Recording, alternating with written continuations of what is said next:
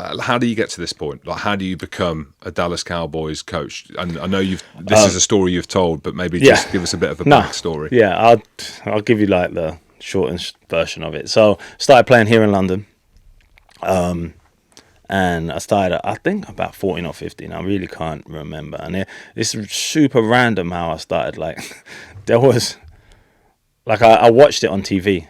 And I really wanted to play it. Like I didn't even play no sports. Like I played rugby a couple of times at school. And to be honest with you, I only played rugby because I got a detention. And the teacher, the PE teacher, was our rugby coach. He loved it, right? And so he's like, "You even do a detention, come and play in this game." So I was like, "Go and play in the game." So I played a couple of times at rugby, and I don't know. I don't know why I never picked it up.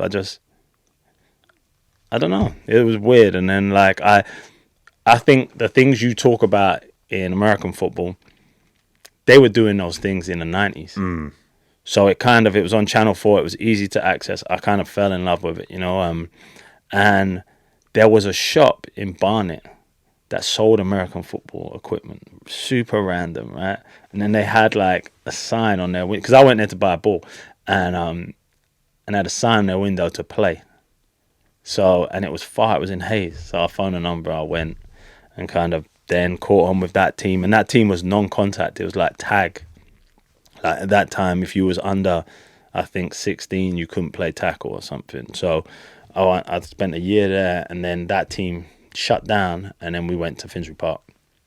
Started playing tackle football. And then before we even got to play, that team shut down.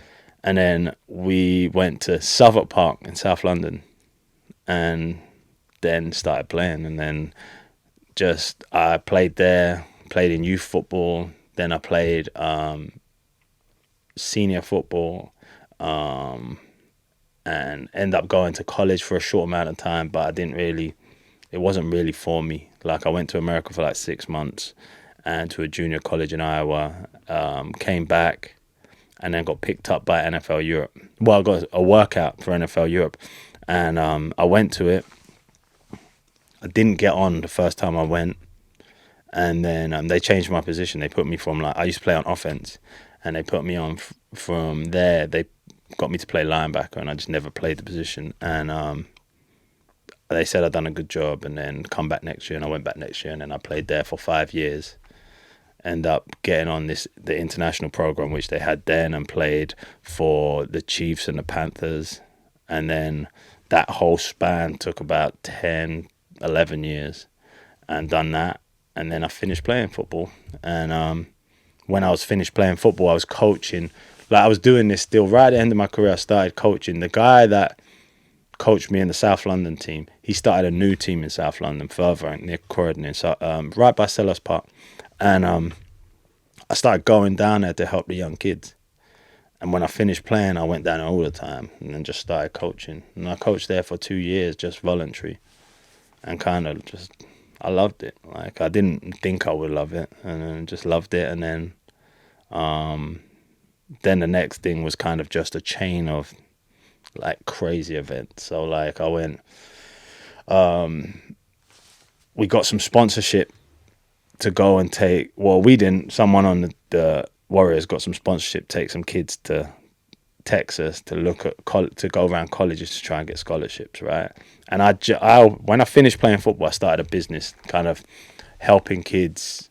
It was like for kids that were out of work or kicked out of school, you know, like helping them get back into. And we done it for 2 years, and then I ended up leaving that business after 2 years, and I just finished that, and they was like, "Oh, we're going to Texas." And I was like, I'll go with them, because they didn't have a chaperone. So flew them over there, went over with them, and drove them around to different schools. And I contacted some guy that was on our team in NFL Europe, and said he was a PR guy for the Cowboys. And I was like, "Oh, can I bring the kids in?"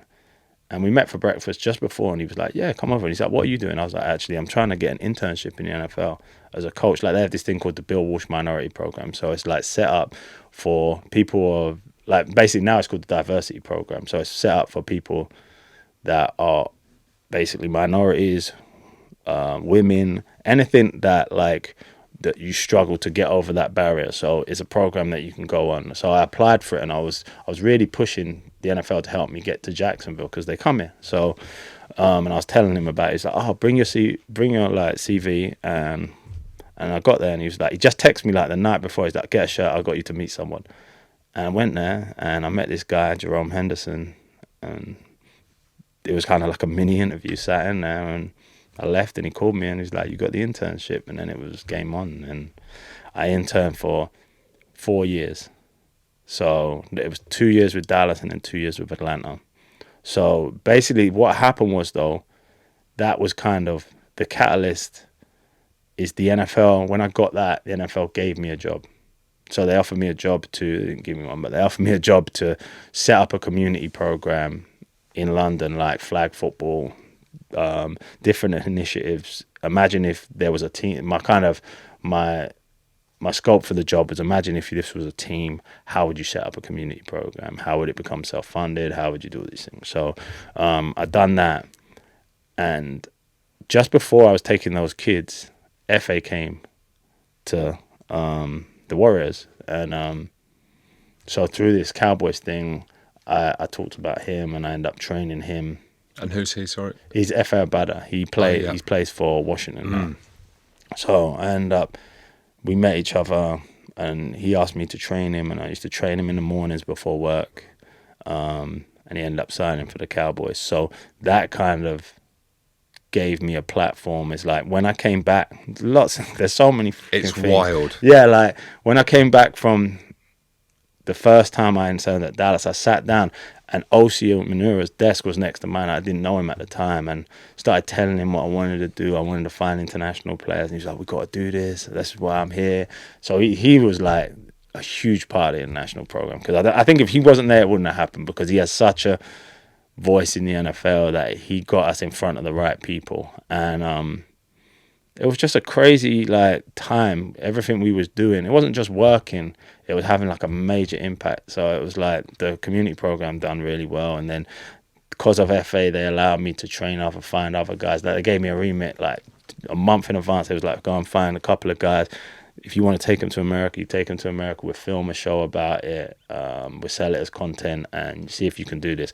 And we end up doing it with 3 guys. One of them got drafted. One of them got signed by the Giants. So it was like successful. And then we got to do it again with the 4 guys.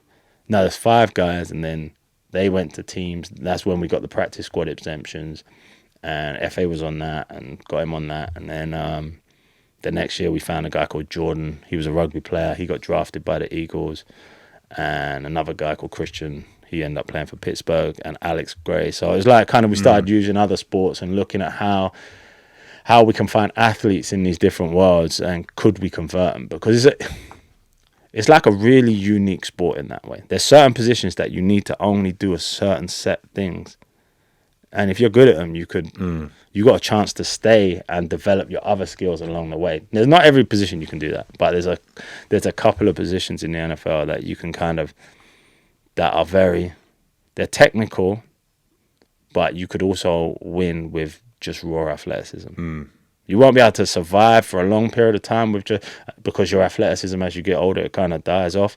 But like, there's a few positions that at the start, if you're super athletic, you could take over a game in that position, and like then you've got a chance to develop your skills, So they've done that, and then went to Dallas for 2 years. Then the guy that gave me the job, who offered me the job, Jerome, he went to Atlanta, and he was like, oh, you should come. I've set it up so you can meet Dan Quinn. He's the head coach of the Falcons, and at the time, and I went and interviewed with those guys up at the Combine. They offered me an internship.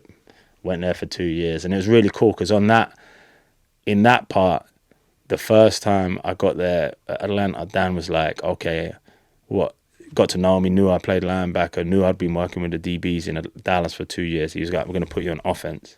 So like I said, it's like, it's almost like a different sport. Do you know what I'm saying? It's like, when you see, like, I don't know for you how it is in rugby, but... Yeah, it is the same. We'd have forwards and backs, albeit play at the same time, but you've got completely different positions and completely different skill sets. And do you know what I mean? It's like when you see the game through those people's eyes, the game's completely different. Of course. Do you know? So, like, going over there really helped me. And I went and worked with tight ends and a guy called Wade Harmon, who was a great coach, and I got to stay with him for that year, and then went back, and then I went back to linebackers, and then Dan offered me a job, and I'm here. Like, it went. So, what a wicked story. You know, when you outline it like that, and I knew bits and bobs of that, but just listening to you, it sounds like you did everything the right way and with the best intention. Yeah. But also saw the opportunity, chased the dream, and like people talk about luck and right place, right time, but you've got to make these things happen, right?